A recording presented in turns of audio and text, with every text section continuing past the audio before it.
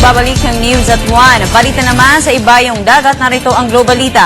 Bakas pa ang sindak sa mukha ng dalawang French climbers na ito. Sa loob na sila ng ambulansya, nagpalipas ng tensyon.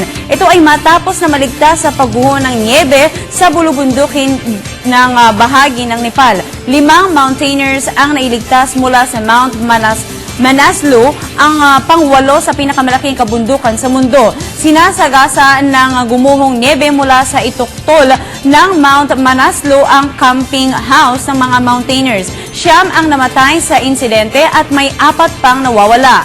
Ayon sa reporters, ang ilan sa mga namatay ay climbers ay mula sa Spain at Germany. Samantalang pinagsisikapan pa ng Nepali authorities na mahanap ang iba pa. Alamin naman natin ang mga pangyayari sa iba't ibang bansa mula sa ulat ni Edwin Eusebio. Bakas pa ang sindak sa mukha ng dalawang French climbers na ito. Sa loob na sila ng ambulansya nagpalipas ng tensyon. Ito'y matapos na mailigtas sa pagguho ng niebe sa bulubunduking bahagi ng Nepal. 5 mountaineers ang nailigtas mula sa Mount Manaslu, ang pangwalo sa pinakamalaking kabundukan sa mundo. Sinagasa ng gumuguhong niebe mula sa ituktok ng Mount Manaslu ang camping house ng mga mountaineers.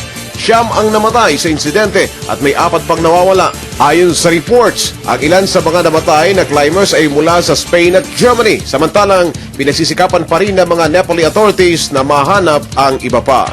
Sa Amerika, nakalamang si US President Barack Obama kay presidential candidate Mitt Romney. Sa rally na ginanap sa Milwaukee, Wisconsin, inakusahan ni Obama si Romney ng pagbabaliwala sa halos kalahati ng Estados Unidos.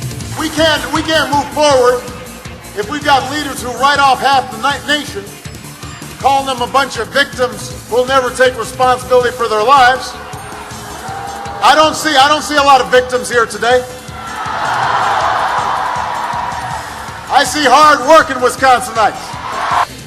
Samantala, nakapasok na ang dalawang Chinese Marine surveillance ships sa karagatan na inaari ng Japan. Malapit ito sa pinag-aagawang mga isla ng dalawang bansa sa East China Sea. Dahil rito, mas umiinit ang protesta mula sa Tokyo sa gitna ng mainit na tensyon sa pagitan ng dalawang mayamang bansa sa Asia. Mabilis na nanlamig ang Sino-Japanese relations matapos na bilhin umano ng Japan ang Senkaku Islands na tinawag namang Diaoyu Island ng China. Ipinagtanggol ng China ang pagpasok ng surveillance ships nito sa pinag-aagawang teritoryo at sinasabing bahagi ng tungkulin nito ang paglalayag sa kanilang administrative region. Para sa Telebisyon ng Bayan, Edwin Eusebio.